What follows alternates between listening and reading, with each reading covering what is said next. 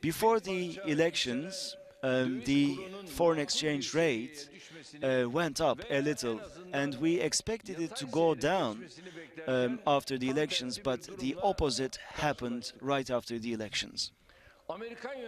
The US administration repeatedly made negative comments, negative announcements about Turkey, and this was a heinous attack that targeted the Turkish economy. The FX rate, due to overnight attacks and operations, went up. These cannot be explained with any rationale. This was done intentionally. To be quite frank, at the beginning of the year, the FX rate was 3.8. At the beginning of March, it was the same, along the same lines. At the beginning of April, the FX rate was around 4, and at the beginning of May, it was 4.12. At the beginning of June, right after the elections, it was 4.6. And up until that point, it could be understood. Before the elections, there were some uncertainties, and such a hike, such a move could be reasonable, we thought. But afterwards, what happened afterwards, sadly, cannot be explained with the same rationale, with the same goodwill. All along July, the FX rate was more or less the same, but in August, all of a sudden, the FX rate shot up to 7. And this is nothing short of an economic assassination. In August, there was nothing major going on in Turkey. There was no instability, there was no conflict, there was no natural disaster, there was no other extraordinary affair that was going on in the country. The US administration tried to impinge on the sovereignty of our country, and we did not succumb to those requests, and this is the outcome that we experienced. And this goes to show that this is a political matter. It should be known, it should be acknowledged that Turkey is a state of law. It is not a tribal state.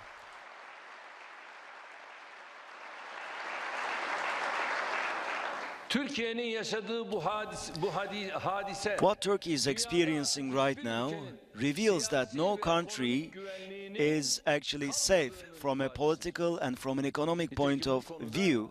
And as you know, the European Union, China, Russia, India have all started to raise their voices against this trend. And of course, the attack against Turkey is much more heinous, much more troubling, and much more intentional compared to what's going on elsewhere in the world. It's no longer just about the economy, and it is about penalizing Turkey to the fullest extent. Our economy authorities, all our institutions are doing their best, employing the tools that they have to thwart this attack, and that's what they did.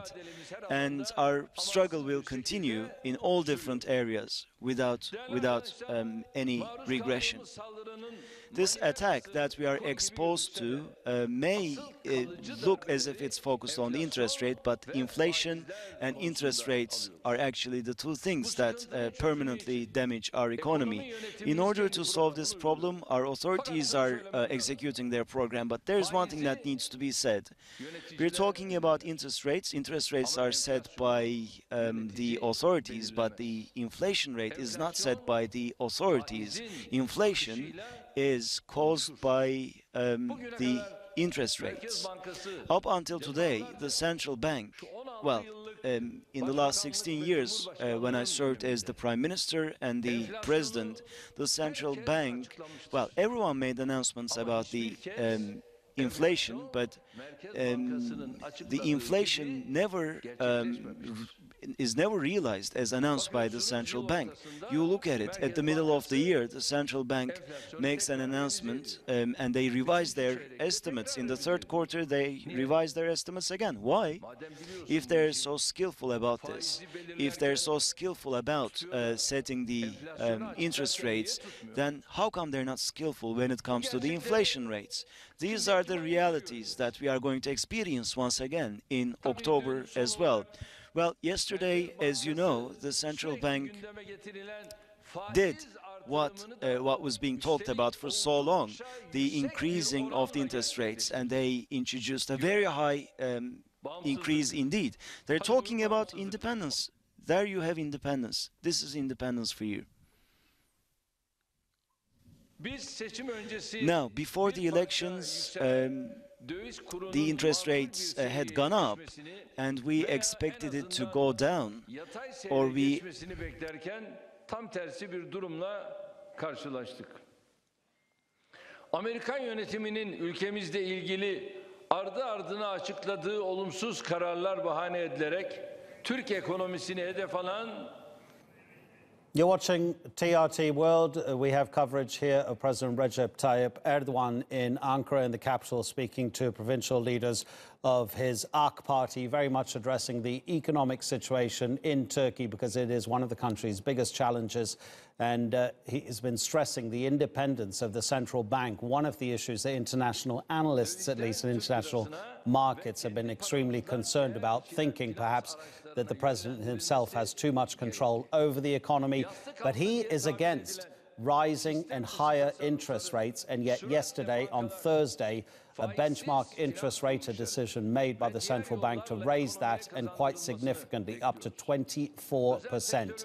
The Turkish government, Turkish companies taking loans from abroad, and having, with the fall of the Turkish lira in its values, having to repay those debts with less money, therefore it becoming more expensive for them. I think we may have the translation back again on President Erdogan.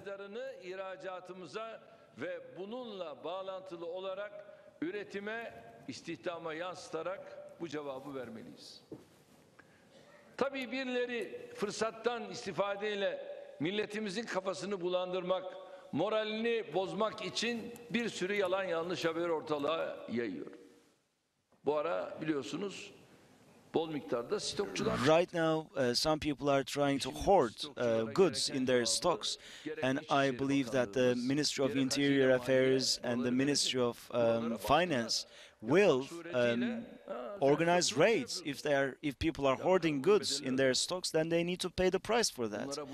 There are going to be raids. We are not going to give them this opportunity, because hoarding stocks is going to make the lives of our merchants very difficult indeed. About textbooks, about medications, pharmaceuticals, there are so many things that people say, but regarding the textbooks, the ministry, we talked with the minister yesterday, and we solved the matter. There's nothing that we cannot solve in this country. People are fooling themselves. Like I said previously, this is not a tribal state, and our system is now well established, and we will not be affected. We will not be affected by any of these, and in 2019 is going to be so much different. Our opportunities, our means will be enough for us, but of course we want this process to run as smoothly as possible, and we will accomplish this. We are in talks with several different leaders. We get together and we discuss these matters, and hopefully we are going to take some very important steps in this regard. In textbooks, in medications, in pharmaceutical products, there is no problem. People are saying that medications are not available in the market, and I asked Mr. Minister whether this is the case. There is no such thing. This is a campaign that is leveled against Turkey, and our actions speak louder than our words. This is not the case. Those who believe that our state can be manipulated with such efforts will not be proven right. We are never going to succumb to such attempts. Turkey exhibits a national stance in all areas. We will invest in new ideas, we will invest in new projects, and at times like this we see the importance of such a national stance. Hopefully by the end of this period we are going to strengthen our efforts to become much more national and to make ends meet through our own means. Since we came into power as AK Party, we are responsible for everything that's been going on in Turkey. Despite all the hurdles, despite all the difficulties that we encountered, we never shied away from struggle. When we came into power, the inflation, the interest rate was 63%, and also inflation went down to 7%. Thanks to our efforts. And then the Gezi incidents started happening, and they always try to escalate the situation. And right now we are faced with another operation, and they're trying to increase the inflation to double digits. What did we say way back? The crisis would be tangential for us, we said, and we did recover from the crisis in 2009. And God willing, we are going to recover from this as well. The first years of our government was dedicated to our fight against tutelage, military tutelage. We were exposed to many immoral incidents, many provocations. Just remember what we experienced, but we never ever stepped back. We always confronted what was thrown in front of us. And also we focused on all the problems that had been piling in Turkey for years, and we all resolved them one by one. And right now, Turkey, in Jarablus, you know what Turkey is doing. In Jarablus, in Afrin, you're all well aware of what we're doing in terms of counterterrorism. And thanks to these efforts, you realize where Turkey is right now. We are not going to step down from our efforts vis-à-vis counterterrorism. When we came into power, we were only able to meet the needs of our armed forces by 20% locally, and now by 60% we can meet the needs of our armed forces in Turkey. Again, domestically. None of this is by chance. Right now, we are a Turkey that is self-sufficient. Our nation is self-sufficient. As Turkey grows stronger, and as Turkey grows stronger and more independent, then we started seeing some international machinations against Turkey. But this nation will never bow down, and we are going to resolve these problems one by one, just like we did in the past. We will do the same in the future. From EU summits to the Davos incident, we always exhibited a stance that was based on honesty and integrity. And just like the saying goes, those who cannot beat you righteously succumb to heinous methods. And right now they're doing the same. They are collaborating with terrorists, with those who support junta, and we strengthen our fraternity in our nation, and we were able to overcome these hurdles one by one. Their last resort was 24th of June elections, and once again they were disappointed. They did a lot, didn't they? They attacked us from every corner, but again, their plans were frustrated. And now they are trying to attack our economy, and this is how much they have stooped. But thanks to God, we are going to frustrate their efforts. We are going to undo their plans. They will not be able to control Turkey with interest rates, with inflation. They will not be able to control us with these cheap tricks. Those who believe so do not know this nation at all, because at our most difficult time in Çanakkale, we were able to triumph over global powers at the War of Independence. Mehmet Akif, karşımızdaki manzarayı Çanakkale şehitlerine Mehmet Akif expressed this beautifully in his poem. Our national poet. 20th century, the so-called civilized monster that killed our soldiers, that poisoned our country, The mosque has now fallen. This so-called civilization has no qualms. And öyle müthiş ki eder her biri bir mülkü harap. Evet. these times, these challenging times, are actually opportunities for us to identify who work against us, and also an opportunity to see who stands shoulder to shoulder with us. So who is with us, who isn't with us. This is a time when we see this once again.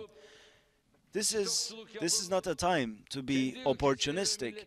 Those who hoard stocks, those who engage in treason against their nation, we see them on the one side. On the other side, we also see those who continue to invest in Turkey, in our economy.